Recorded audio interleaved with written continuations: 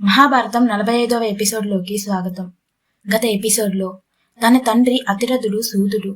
తన తండ్రి సూతుడని చెప్పుకోవడానికి సిగ్గుపడి తలదించుకొని ఉండిపోయాడు కర్ణుడు. కర్ణుడి ఆ స్థితిని చూసి దుర్యోధనుడు తన వేదిక నుండి దూకి పరిగెత్తుకుని వచ్చి కృపాచార్యుణ్ణి చూసి, ఆచార్య, కులమున్నవాడు, శౌర్యమున్నవాడు, అధిక సేనా బలం ఉన్నవాడు ఎవడైనా రాజు అనే పేరు పెట్టుకుంటాడు. అర్జునుడితో యుద్ధం చేయటానికి కర్ణుడి స్థాయి సరిపోనట్లయితే ఇతనిని అంగరాజ్యానికి ఇప్పుడే రాజుగా చేస్తాను అని తన తమ్ముళ్లను, శకునిమామను, భటులను పిలిచి కర్ణుడిని అంగరాజ్యానికి రాజుగా క్షణాల్లో అభిషేకించాలి, ఏర్పాటు చేయమన్నాడు. భీష్ముడి చేత, ధృతరాష్ట్రుని చేత అనుమతి ఇప్పించుకొని 1000 మంది బ్రాహ్మణులను పిలిచి వారికి 1,000 గోవులను దానం ఇచ్చి వారి చేత కర్ణుడు అంగరాజ్యానికి రాజు అయ్యనుగాక అని ఆశీర్వాదాలు ఇప్పించి బంగారు సింహాసనంపై కూర్చోబెట్టి వేదమంత్రాలు చదివించి అభిషేకించాడు. ఇక మిగతా కథను ఈ ఎపిసోడ్లో తెలుసుకుందాం. అంగరాజ్యానికి రాజైన కర్ణుడు దుర్యోధనుడిని కౌగిలించుకొని, ఈ అనామకుడికి ఇంత చేశావు, నీకు నేను ఏమి ఇవ్వగలను అని అడిగాడు. లోకమంతా మెచ్చేలా నాతో స్నేహం చెయ్యి, అదే నాకన్నింటికన్నా ఇష్టం అని అన్నాడు దుర్యోధనుడు. ఏమీ కోరకుండా కేవలం స్నేహాన్ని కోరి చేసిన దుర్యోధనుడి పైన అపారమైన ప్రేమ, గౌరవం కలుగగా, అలాగే నీకు ప్రియమిత్రునిగా ఉంటాను అని అన్నాడు కర్ణుడు. ధృతరాష్ట్రుని కొలువులో రథసారథి అయిన కర్ణుని తండ్రి అతిరథుడు రథం దిగి పరిగెత్తుకు వచ్చి కర్ణుడిని కౌగిలించుకొని నుదిటిపై ముద్దు పెట్టుకొని పట్టరాని ఆనందంతో కంటనీరు రాగా అప్పటికే చెమట పట్టిన అతని తల వెంట్రుకలను తడిపేశాడు. అందరూ ఆ దృశ్యం అలా చూస్తూ ఉండిపోగా భీమసేనుడు మాత్రం, నువ్వు అతిరథుని కొడుకువా, సూతకులంలో పుట్టినవాడవా అంటూ హేళనగా పెద్దగా నవ్వి, ఓయ్ కర్ణ, నీకు నా తమ్ముడితో యుద్ధం ఎందుకు? వాడు రాజకుమారుడు. నువ్వు వెళ్ళి రథంపై కూర్చొని ముళ్ళగర్ర పట్టుకొని గుర్రాలను తోలుకో, వెళ్ళు అని అన్నాడు. అంతటితో ఊరుకోకుండా, అంగరాజ్యానికి నిన్ను రాజును చేసినంత మాత్రాన నువ్వు పెద్ద రాజవంశీయుడివై పోతావా? యజ్ఞశాలలో యజ్ఞం చేసే వారి కోసం వండిన వంటను కుక్క తిన్నట్టు అతడు ఇవ్వగానే అంగరాజ్యం పుచ్చేసుకుంటావా అంటూ హేళన చేశాడు.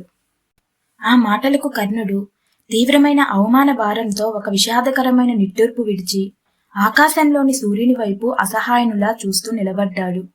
తాను అతిరథుని కొడుకునని, తన తల్లి రాధా అని, తన తండ్రి రథమే నడుపుతాడు, కాని తాను విలువిద్యలో సాటిలేని వాడనని, విద్యకు కులానికి ఏమిటి సంబంధం అని తన తల్లిదండ్రులను చూపించవచ్చు.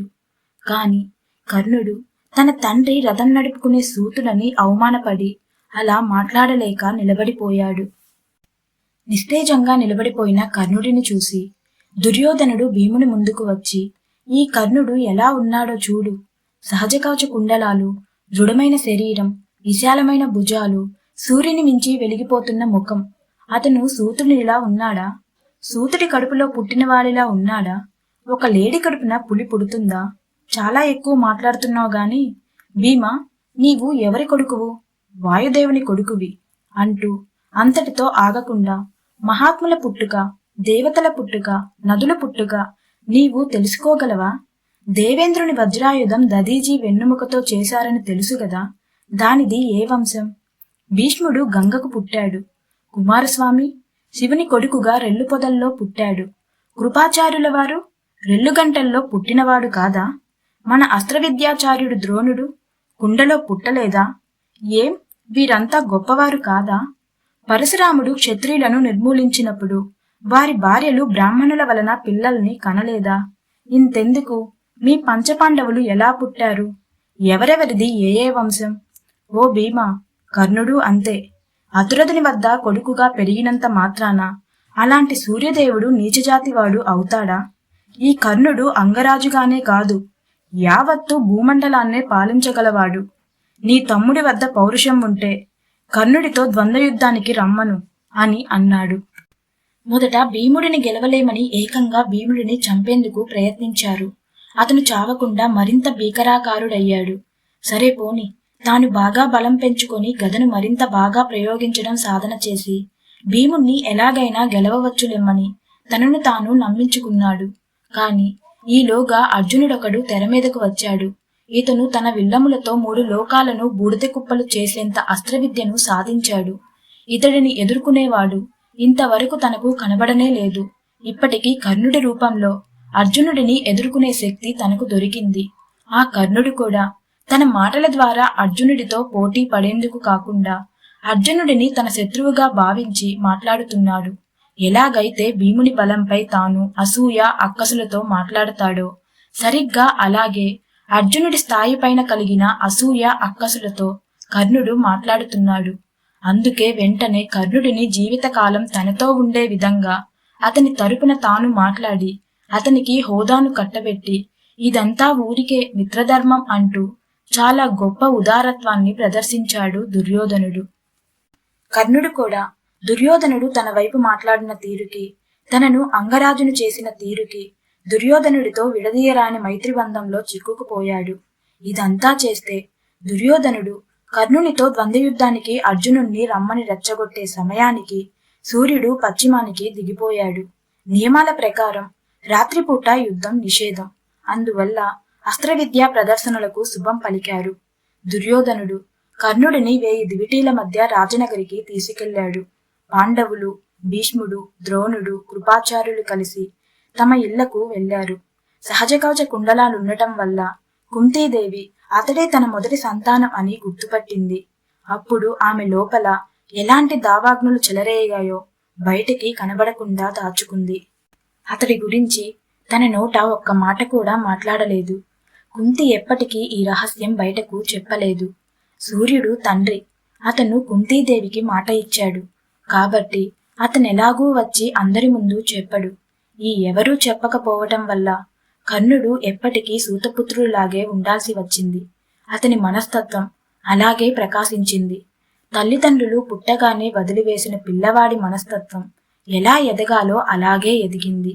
అక్కడ తనను అవమానించిన భీముని మాటలు, అర్జునుని మాటలు మనస్సు లోతుల లోపల బాగా గుర్తుంచుకున్నాడు కర్ణుడు. ఆ రాత్రి అలాంటి మహావీరుడు, అద్భుత విలుకారుడు కర్ణుడు తన వాడయ్యాడు. ఇక అర్జునునితో తనకు ప్రమాదం లేదు అన్న సంతోషంతో గుండెల మీద చేయి వేసుకుని పడుకున్నాడు దుర్యోధనుడు. అస్త్రవిద్య ప్రదర్శన పూర్తయింది. తెల్లవారింది. ద్రోణుడు తన శిష్యులందరినీ పిలిచి తనకు గురుదక్షిణ చెల్లించాలి అని అడిగాడు. అది మా విధి, తప్పకుండా చెల్లిస్తాం, మీరు కోరుకోండి, మీకు ఏది ఇష్టమో అని అన్నారు అంతా. గతంలో పాంచాలరాజు ద్రుపదుడు అధికారం ధనమదం పెంచు పెరిగి నన్ను అనవసరంగా అవమానించాడు. అతడిని బంధించి నా వద్దకు తీసుకురండి, ఇదే నేను కోరే గురుదక్షిణ అని అన్నాడు. ఇంతేనా? దీనికి ఆలస్యం ఎందుకు? ఇలా వెళ్ళి అలా అతడిని పట్టి కట్టి ఇలా తెస్తాము అంటూ దుర్యోధనుడు అతని సోదరులు ఒక్కటై రథాలెక్కి ముందుగా బయలుదేరారు. పాండవులకు ఈ కీర్తి సాధించే అవకాశం ఇవ్వవద్దని. వారి వెనక పాండవులు ద్రోణాచార్యుడిని మధ్యలో ఉంచుకొని రక్షిస్తూ తాము బయలుదేరారు. దారి మధ్య అర్జునుడు ద్రోణుడి రథానికి దగ్గరగా వచ్చి, గురువర్య, ఈ దుర్యోధనాదులు ద్రుపదుడిని పట్టి తెస్తామని అంత నమ్మకంగా పరిగెత్తుకు వెళ్లారు. వీరికి ద్రుపదుడిని యుద్ధంలో గెలిచే సామర్థ్యం ఉందా అని అడిగాడు. ద్రోణుడు, ద్రుపదుడు కలిసి అస్త్రవిద్య నేర్చుకున్నవారు. ద్రుపదుడు ఏపాటి వీరుడో గురువు ద్వారా విందామని అలా అడిగాడు అర్జునుడు. గురువుగారు ఏమీ మాట్లాడలేదు. ఆచార్య, ద్రుపదుడే మీ బలహీనుడా? ఆయన మహాశౌర్యశీలుడని, గొప్ప విలుకాడు అని, మీ స్నేహితుడు అని వీళ్ళు వినలేదా ఏమి? ఎలాగైనా గురువు నోటి వెంట ద్రుపదుడి శక్తిని తెలుసుకుందాం, దాడి చేయడానికి అది ఉపయోగపడుతుంది అని అర్జునుడు మళ్ళీ మళ్ళీ అడిగాడు.